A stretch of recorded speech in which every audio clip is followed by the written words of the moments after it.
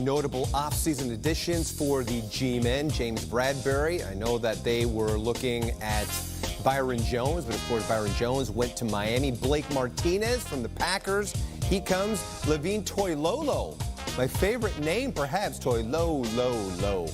And on offense, Cameron Fleming. And then Kyler Fackrell. So definitely they added to that defense. That was an area of concern as we bring in Rap Sheet once again. And Ian, what do we make of the moves that the Giants made on defense? Well, there's been one splash. Obviously, James Bradberry bringing in one of the highest paid corners in the NFL, something that is certainly noteworthy. But every other addition, including the most recent one with Nate Ebner, the former Patriots special teamer, coming over to join his old coach, Joe Judge, with the Giants. Everything else has been built in familiarity and past experience, similar to the way that the Giants put together the coaching staff. It's a way that will, they believe, let them kind of hit the ground running. And that goes with some of the additions you mentioned there. Blake Martinez and Kyler Fackrell, both guys who have ties to Green Bay, both guys who are familiar with Patrick Graham. That's part of the way that the Giants want to do things. This is an organization and certainly a coaching staff with Joe Judge that wants to make sure that everyone is acclimated quickly. So familiarity and kind of eliminating that learning curve, especially with this offseason that we are facing now, was something that was paramount for the Giants. Absolutely. Ian, as always, appreciate it. We'll be checking back with you in a little bit. And Sean, they definitely made some moves there, but they still hadn't addressed, though, trying to get after the quarterback. Yeah, certainly. I mean, going into this free agency, I think Giants fans are begging for, give us some edge rushers, give us some linebackers. I'll add David Mayo, the linebacker that they re-signed. He had a pretty good season last year. They really like him. So linebackers, addition inside the middle of that defense that we have seen get pierced time and time again over the last couple of seasons, that's obviously paramount. But they still, it feels like they still need to add somebody on the outside. I'll just talk a little bit about Blake Martinez. I think that was a heck of a pickup. This guy is tough. All right, he hasn't missed a game in 3 years. He's got more tackles than anybody in the league combined in the last 2 seasons. He's been a tackling machine for the Green Bay Packers. So I think that's a huge addition for him. He's a smart kid, went to Stanford. I think he's tough. He played through a broken hand last season. So I really like that pickup. I think he's going to be a big improvement for them in the middle of that defense. But now, right now, for the Giants, I think that the familiarity that Ian was just talking about, that was a big pickup with Cam Fleming. But defensively, I still feel like they need somebody that can help those corners out, those young corners that they drafted 3 of last year in the draft. Help somebody out up front off the edge. Kim, how do you see things? Yeah, you know, Sean, I think the Giants fan might have felt better with a Corey Littleton signing, only because I think his ability to cover would help them with one of their biggest Achilles heels, and has been for a while, and that's dealing with tight ends. So, I can see that point from the Giants fan. Leonard Williams not on our list. He was a Giant, so they're retaining him, but, a franchise tag for Williams, and yet it still doesn't solve the pass rush. So I understand where Sean's coming from there as well in terms of they've got to get after the passer. I will say this with the cornerback signing and using a premium pick, a first round, moving back up in the first round to get DeAndre Baker last year. The Giants have to believe and have to hope they have solved their cornerback issue.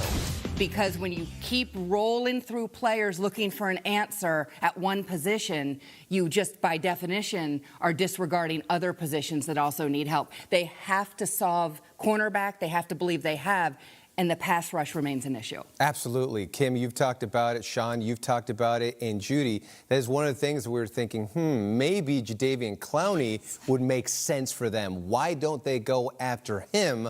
And right now, as it stands, seems like Jadeveon Clowney has also outpaced his market as well, that he's priced himself out of it. Well, I can only imagine that Giants fans are sitting at home asking exactly that question. Jadeveon Clowney's out there. Why don't you go make a deal with Jadeveon Clowney? It seems like Clowney, again, might be asking for a little bit more than the Giants, or at this point, it looks like anybody else is going to pay him. So perhaps his market will come down a little bit. I will emphasize what Sean and Kim have both said. They got to get after the passer. I mean, the pass rush has been an issue for a number of years. It's not getting better. They've got to generate more pressure. That is how Giants teams have won their Super Bowls. They need to get back to that. They know that. I am fascinated by the fact that they have emphasized familiarity. This is a rookie head coach. He's never been a head coach before. They are trying to hit the ground running. They've preached patience to Giants fans. I don't know how long they can count on patience. It's been a few years in the wilderness for the Giants. They need to at least get off on a good start and make it look like they're making progress. And I feel like if they could at least get pressure on the quarterback, that would help them gain traction quickly.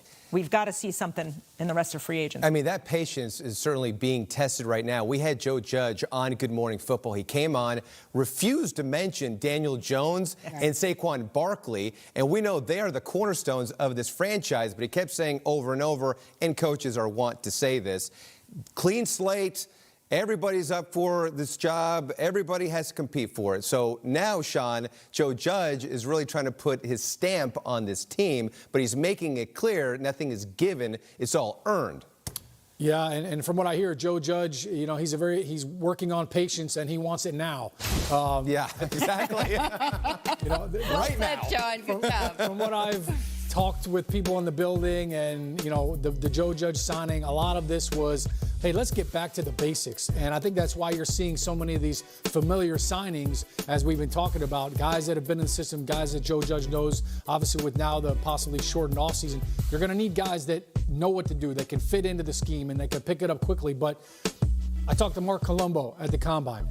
And one thing, O-lineman to O-lineman, he said, look, we're going to run the football. And we're going to get back to running smash mouth football. I mean, I'm not saying that they're going to be running, you know, one-on-one, full tackling, live drills in training camp. Right. But they're going to go back to the basics of we've got to find a way to block. We've got to find a way to tackle. So I know that they're going kind of back to that elementary aspect of teaching the game. That's where Joe Judge is at.